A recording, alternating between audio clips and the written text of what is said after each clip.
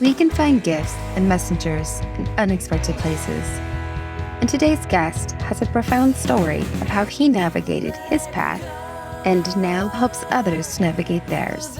Welcome to The Grit Show, Growth on Purpose. I'm glad you found us.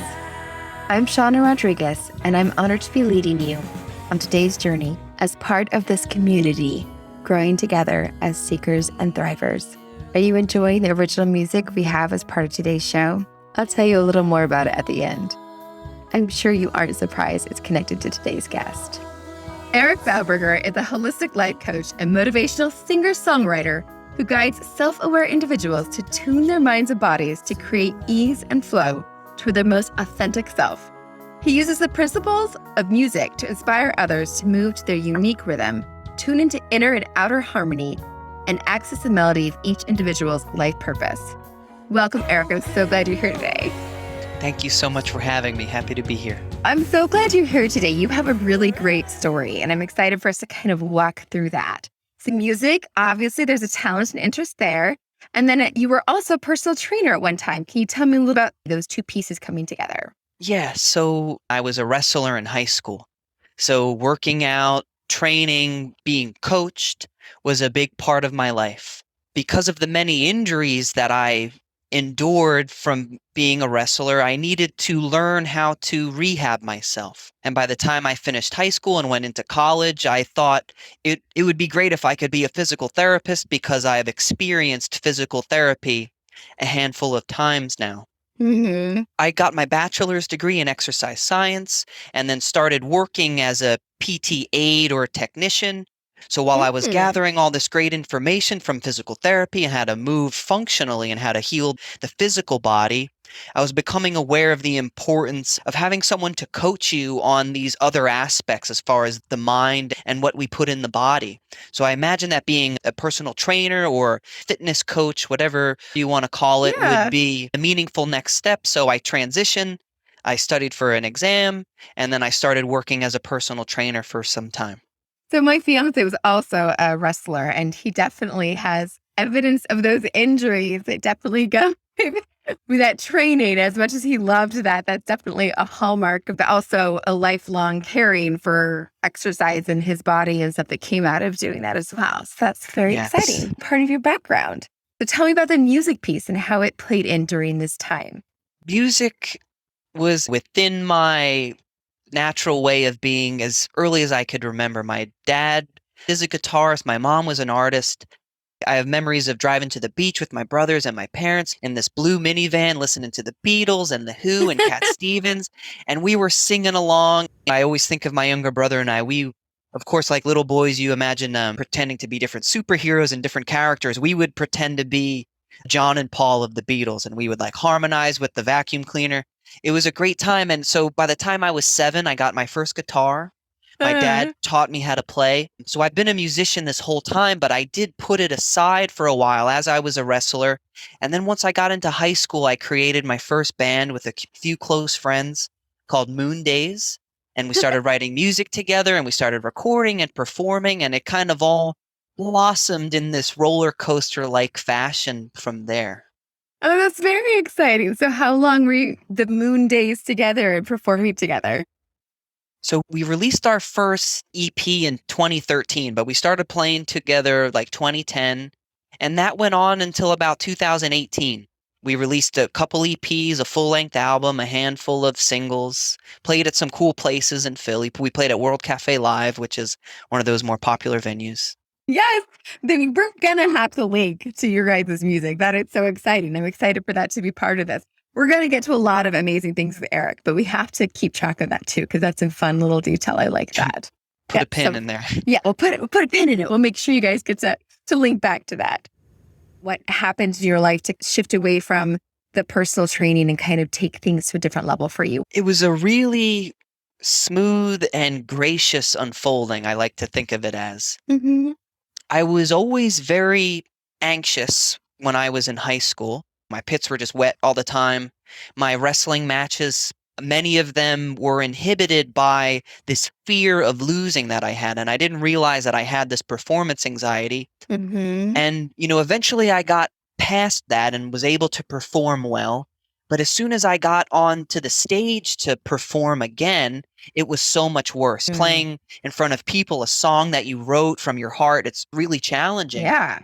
And I felt very stifled for a long time. And I got to this point of stress in my body that I thought something was physically wrong. I had a tremor when I would try to control some of my movements. It was in my shoulders, my hands, even my face.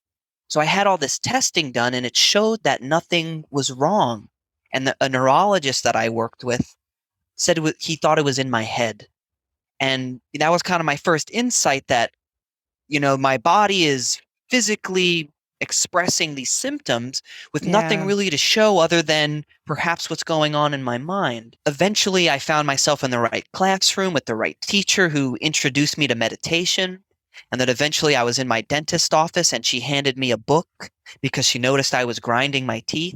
And this book was, Really? yeah. I love that your dentist did that. That is really great.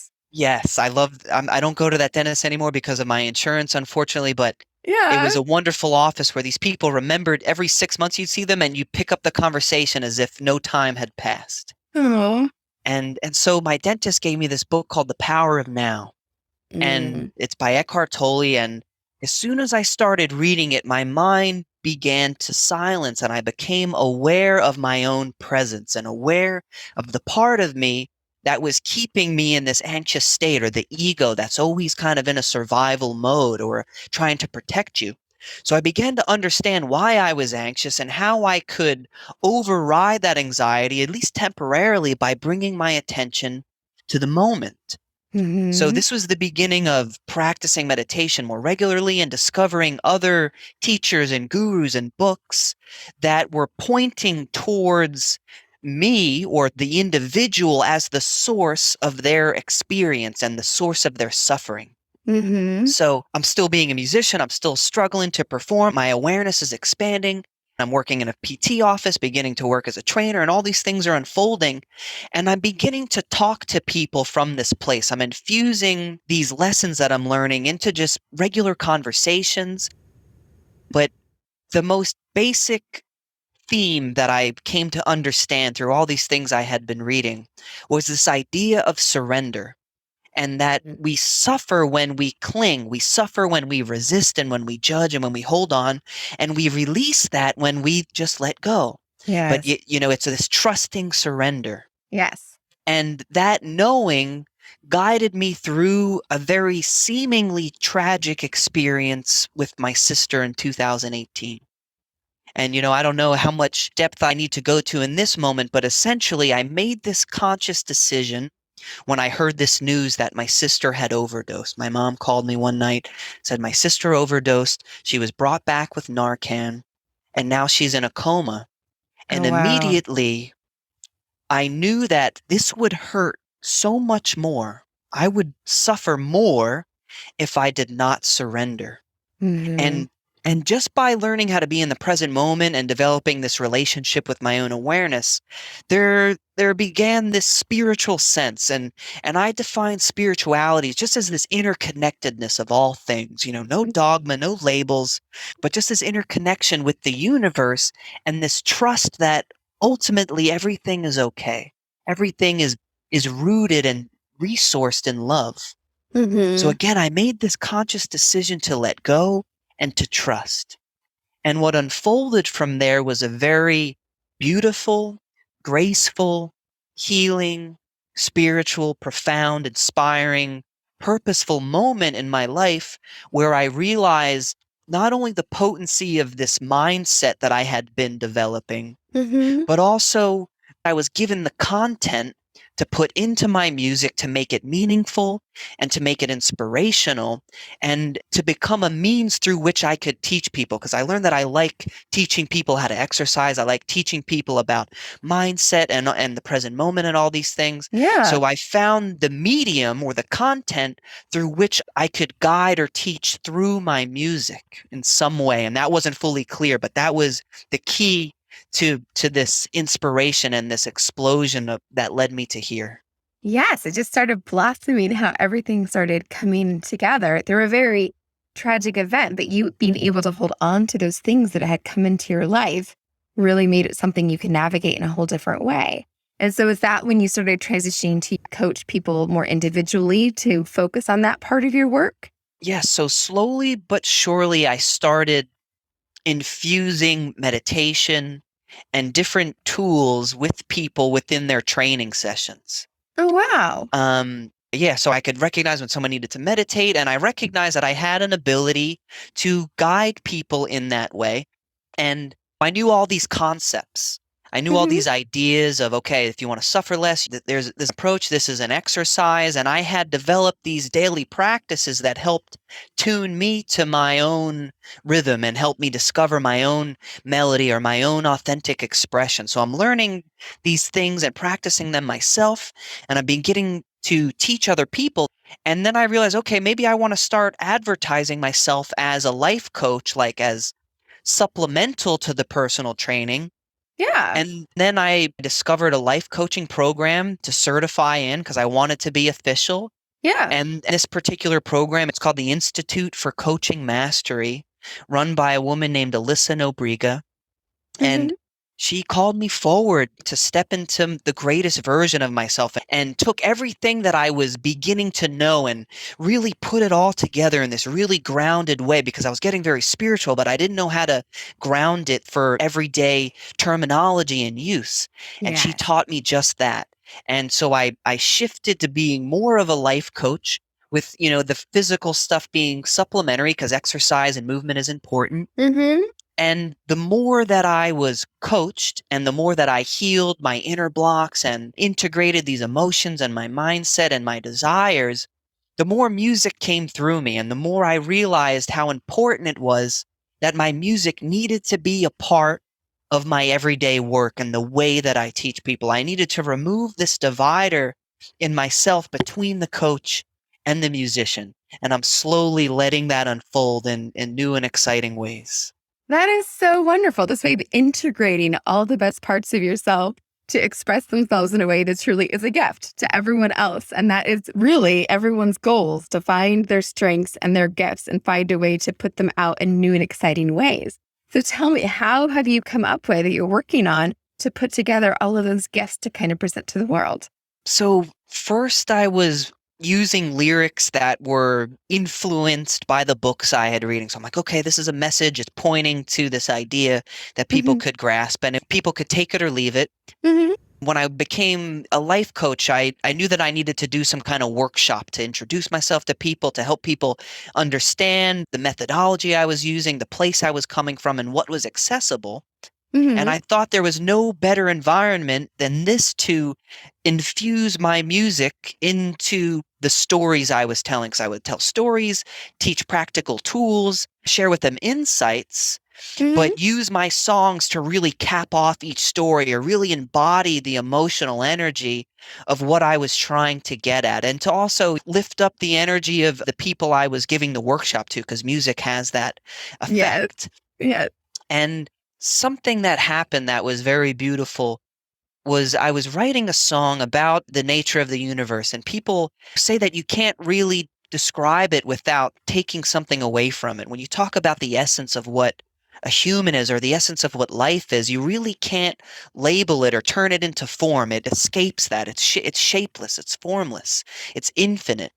So I Hmm. began writing a song about that, just kind of, very poetically describing the nature of the universe or what in some Eastern traditions they call like the Tao or the way of things. Hmm.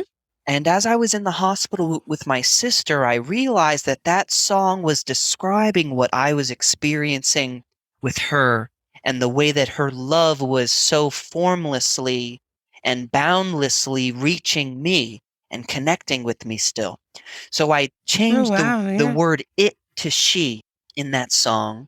And this song called She Is Home became the first song of this new project called Rhea, which means flowing, which is again an ode to that, the flowing, uninhibited love of my sister beyond her physical body. Tying that all together, this song also inspired a lot of poetry to tell the story of that experience, to really create context for that song.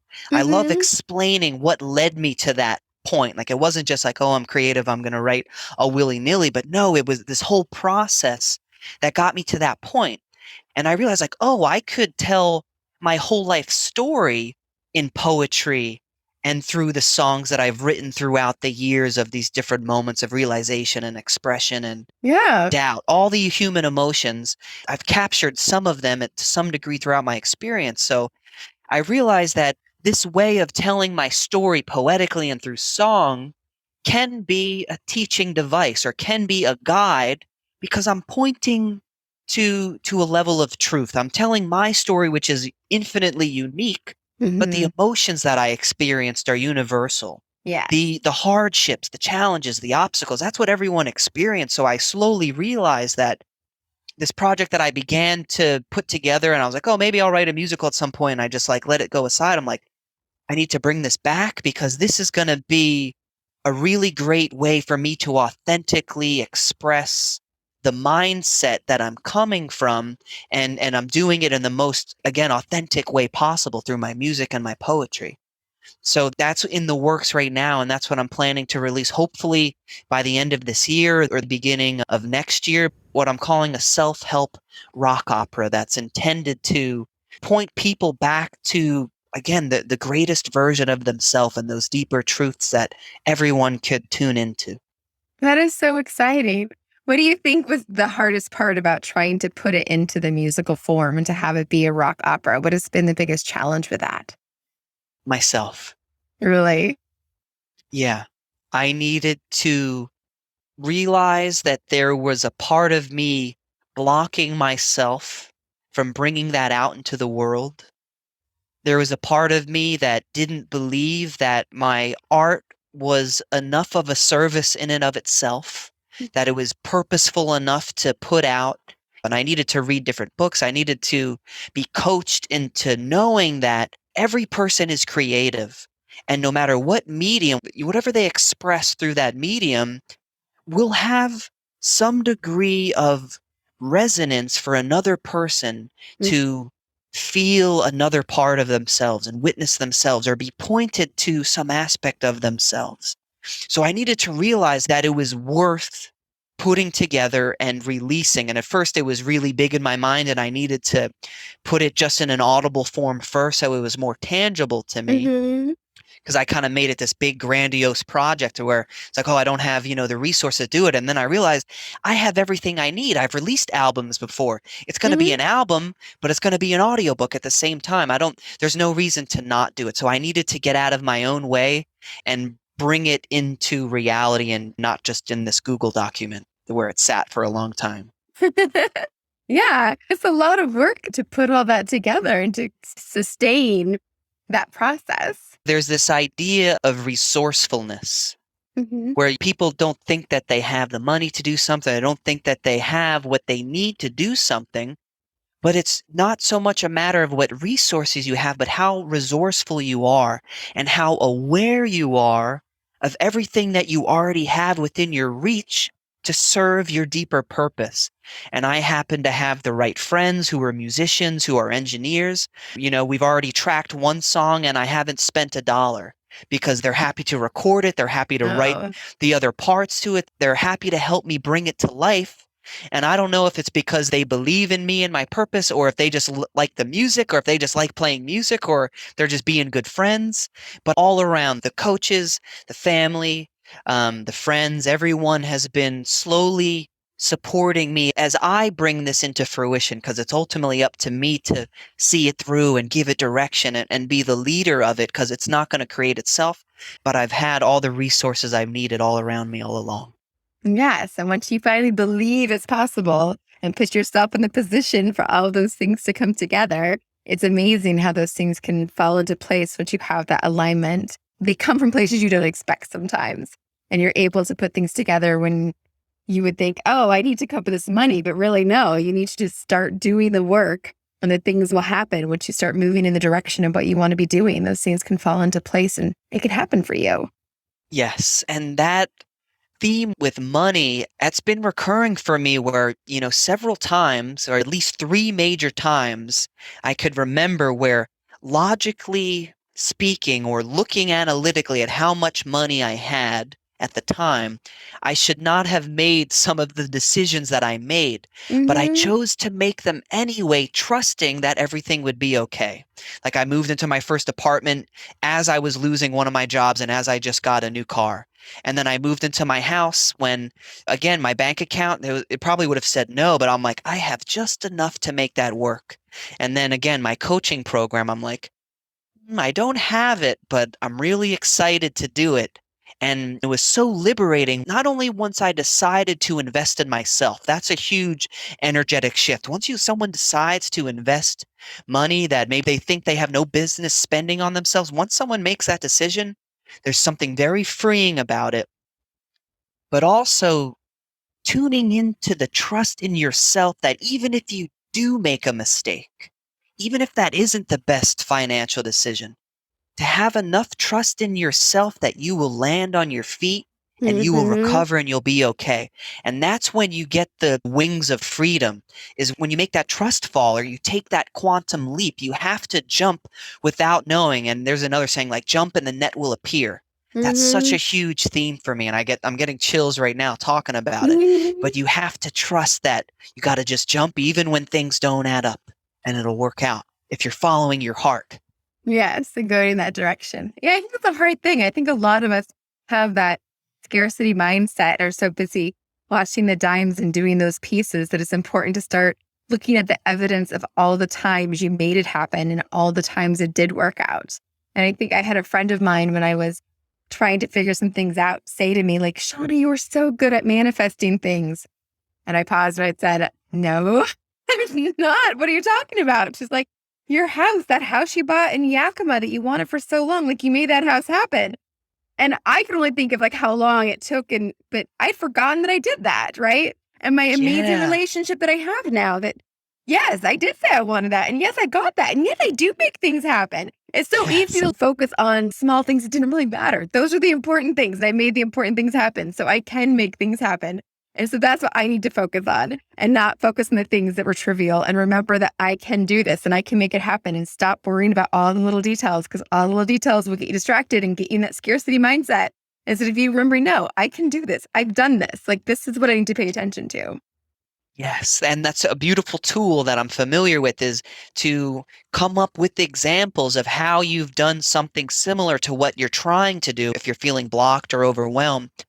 And that helps you tune into the energy of that next step, and you begin to become a vibrational match for that next step. When you're like, yeah, I did this, I made that work, and you begin trusting yourself and you feel grateful that the universe actually works in that way, and you lift your vibration and all the apparent obstacles seem to disappear. Sometimes we need to go broad rather than really detailed, because the ego will be like looking at all these details, and looking at it in that way, you can't see the potential. But if you could remember, yes, I've done this before and it's possible to do it again, and you just keep your attention on the emotion that you imagine you will feel once you experience that thing you're moving towards, you're in alignment with it, and the steps will show themselves and everything unfolds seamlessly. Yes. Somebody once explained to me that if you were an ant on a stick and you suddenly appeared next to the lake you were trying to get to, you had no concept of the person who picked up the stick and moved it to the lake. There's just some things that from our vantage point, we cannot see and cannot understand, but those things can happen. And so to stop trying to figure that out and just trust that there's a way that the stick can get to the lake and So that you true. can't see or understand the ant that ended up moving that the ant has no concept for. So things beyond the understanding, you just have to trust and know where you want to get, and that there is a way that you can't even imagine sometimes, that things can align and work out. So knowing where you want to go and start moving in that direction is the best you can do.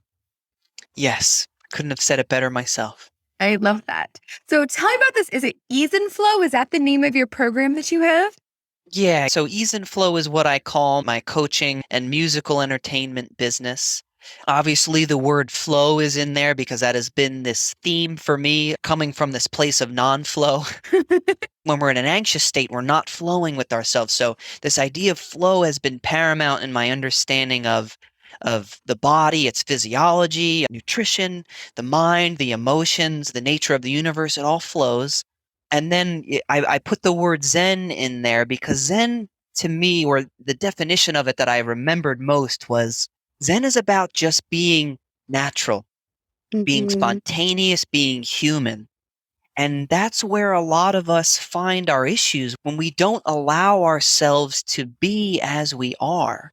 Even when we're angry, when we're sad, there's all these different, components to human behavior that we've come to judge.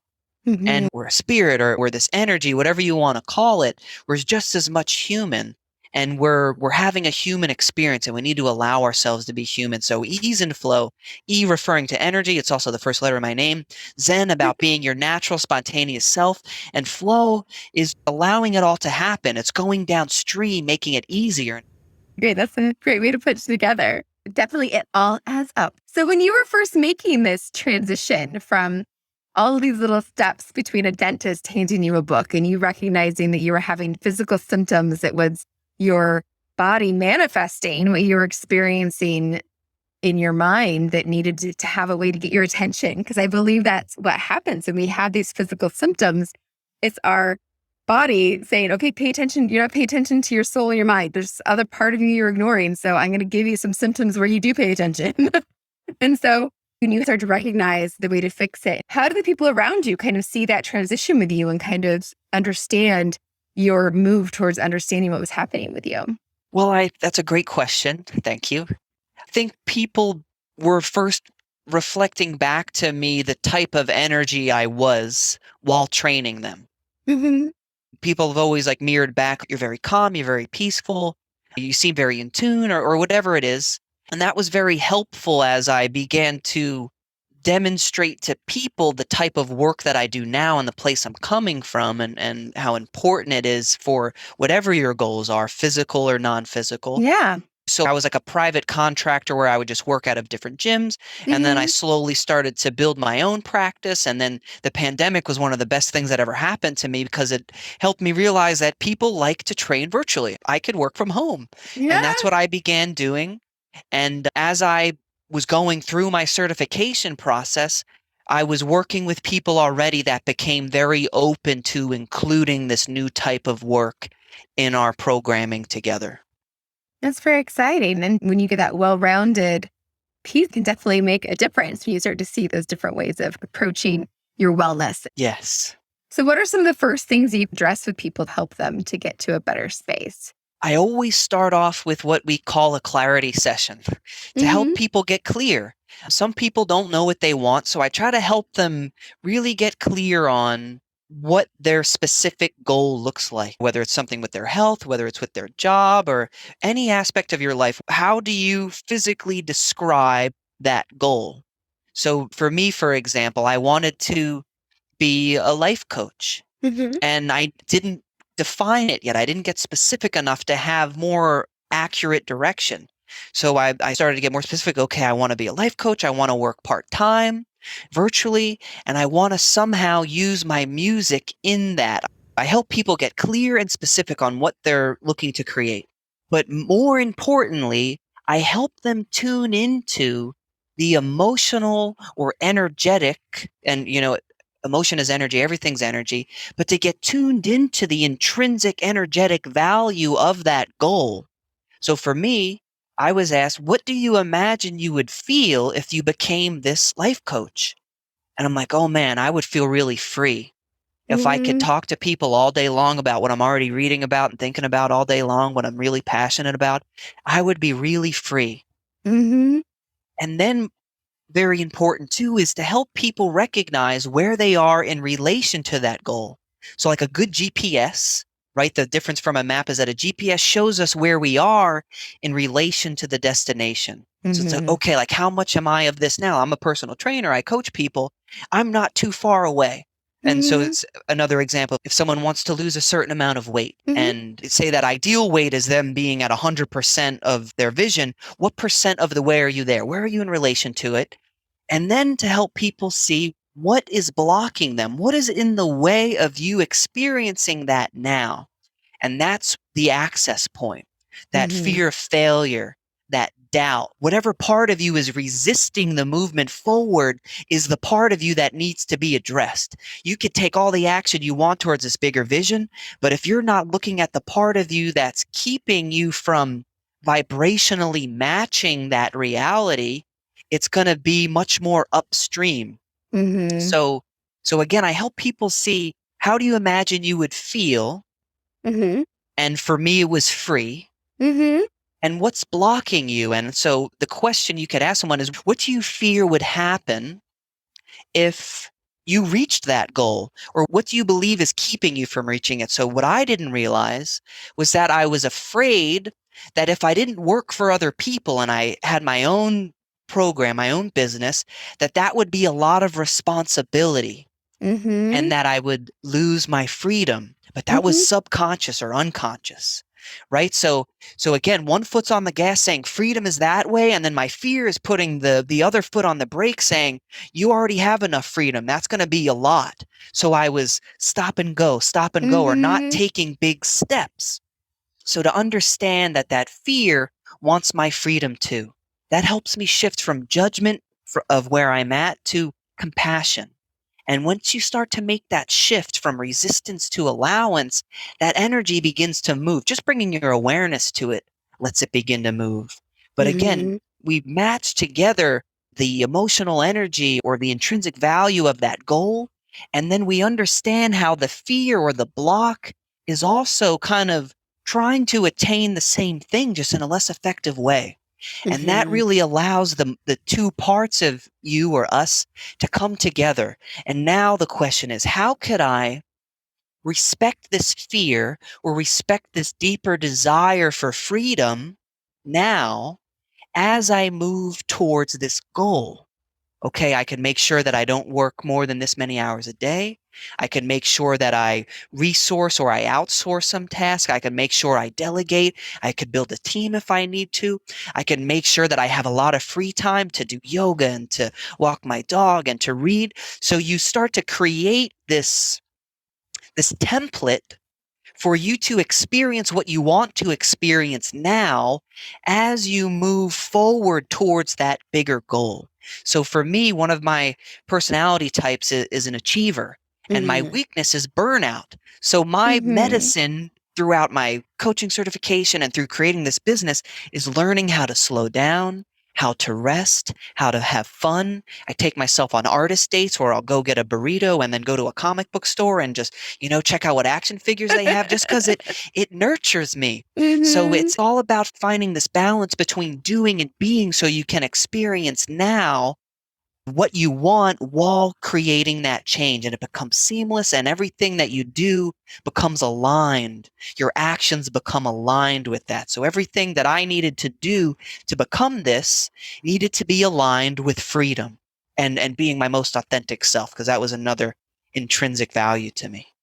Oh, that is wonderful. I love all of that. I'm going to listen back to this multiple times because that is extremely valuable. And I think that even as we each experience that, and as hard as it is to get to our underlying fears and insecurities that are holding us back, that we don't really, we all have those. We're all experiencing that. And so to be able to be honest with ourselves and in our community about that is a very valuable thing. So thank you. That was so valuable. And as we transition, because our time is getting short, we next talk about self-care, which is amazing because you kind of started to give examples. So one of your self-care is burritos, comic book store. And so talking to yourself, do you have some other examples of ways that you integrate self-care? Is music part of your self-care routine? What else do you do for self-care? Yes, I've realized that playing my original music and listening to it really gets my vibration high. There's something deep inside me that likes that. Each morning I lay on what's called a Shakti mat, which is this acupressure mat. I lay on it for about Ooh. 20 minutes Mm-hmm. and I'll listen to different frequencies, or I might even listen to an audiobook, but I just relax and I breathe and I lay on this mat. Somewhere else in the morning, I might do 10 to 15 minutes of yoga and Tai Chi. I call it Yo Chi. That's just fun to say. Yeah, yeah. I try to journal most mornings. I take a midday nap. I go for a walk with the dog. I read. I ride my bike. And most of those things could happen in a single day, but it's this rhythmic dance between working with someone or doing something on my laptop or focusing on the business and then taking care of myself or just doing what feels good in that moment. And I'm really learning to tune into myself and ask, okay, what do I really need right now? I could use a nap. I'm going to put some earplugs in and lay on the couch, and I'll set a timer for however long, and baths with Epsom salt in the winter, going on a hike in nature, just walking barefoot through the grass. The possibilities are endless. I love this. Okay, good. Everyone earmark this part of the episode. Come back, listen to Eric give us a great list of ideas for self-care on those days you felt a little stilted, and kind of just take in that vibe he's giving us, that self-care is important and you can integrate it, and listen to how happy his voice is. And this is how you feel when you do it. I love it. And it's essential. For us to be most productive, we need that right balance of self-care and self-nurturing to be as productive and creative and everything else that we want to be. Yes, I love that. I love that. And one of the things we do here at the Grit Show, because we do care about self-care, is we actually have a series of coloring books that we have called The Color of Grit. And for each of our guests, we actually send you a coloring book as a thank you for being on our show. So, yes. So you get to choose if you would like to have The Vintage Mermaid and Magnificent Ocean, or You've Got This, which is funny and inspirational quotes. Do you have a preference? I think I like the funny and inspirational quotes. I like it. All right. Well, we will get you a copy of the funny and inspirational quotes. And so you can share, you can use that yourself. And I want to see which one you like best. Just say like, this quote was good. I like it. Yes. Thank you so much. And the other thing we like to do for our listeners is to give them something concrete to walk away with. And so I think that some of what you were sharing towards the end is something good for us to reiterate about the clarity piece that you talked about. And so for them to get an idea of what their goal is. Do you have some activity or what they can do actually listen today to kind of work on that clarity piece for them? Some questions they can ask themselves about their goals that can kind of help them get clear. Yes. I want to offer a 3-component process as simply as I can. Okay. To first get clear and as specific as possible of what you're trying to create. You can write an essay, but get clear and specific and use all of your senses as if it's a day in the life. Oh, I'm waking up next to my partner with the sun coming in my room. I'm brewing the coffee. I love the fresh grounds. And you make what seems uncertain or unknown more known. Write it out. You visualize it. You see it. You smell it. You taste it. You touch it. That's one, to at least visualize it, but with clarity and to make it at least 50% believable. Okay. So if it's a little more than 50% believable, the ego or the unconscious mind will begin to, sabotage. Sabotage, exactly. So at least 50% believable, but as clear, specific as you can, and visualize it. You could make an audio recording of it and listen to it every day. You could write it and reread it. There's all different ways, but the visualization, the creation of that vision. Step 2, imagine how you would feel to have that and tune into that emotion. Okay, so recognizing if I had this, I would feel this, and noticing what that emotion feels like in the body. It feels light, it feels spacious, it feels tingly, it feels warm, right? Tune into what the body signals to you when you identify the intrinsic value of that. So step 1 is to visualize, to be clear and specific. 2 is to get into the vibrational reality of it, to feel that energy in the body. And then 3 is to take a clear and simple action step towards that goal. All right. So identify one single step once you know the direction you want to be going, and then start moving in that direction. Yes. And the easiest, most simple thing, and another example, I knew I wanted to be a coach. So my first thing was, okay, I know this person that has her own yoga business. I'm going to get coffee with her. It's something as simple as that, where it doesn't have to be an actual physical creating of a business, but something to gain more insight. And we want that action to be aligned with the emotion or the energy, the vibrational frequency reality of that goal. If I imagine I'll feel really free and authentic in this business, I need to perhaps take an easy step that feels freeing and that feels authentic, that is in tune or is in harmony with that. Thank you so much. It has been so valuable for you to be here, Eric. If people want to connect more with you, what is the best place to find you? Thank you for asking. We could either go right through my website, which is EZENFLOW.com, which is EZENFLOW.com, or I'll provide the link for my Linktree account, which will have my website, my Instagram, and all the platforms that my music is on. That is great. They also get access to your music. I love it. And this is great timing, because you also have a song that is releasing on August 19th, which is the end of this week. So if anyone wants to learn more about that, they can look it up on your website or Linktree as well. The song you are listening to right now is Wherever You Are, which was also part of our intro. Music that Eric has generously let us use on this episode, so you can get a sample of his music just by being here. As part of our launch month here at The Grit Show, we are giving away 10 coloring books and a $50 gift card. There's a link in the show notes, or you can get more information on that if you follow us over at Instagram at the.grit.show. Part of the entry process gets you on our mailing list and gets you free samples of our coloring pages. Lots of good stuff. Thank you so much for being here, Eric. It was a joy to interview you.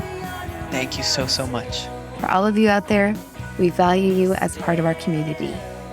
I'm going to keep on reminding you, you are the only one of you that this world has got, and that means something.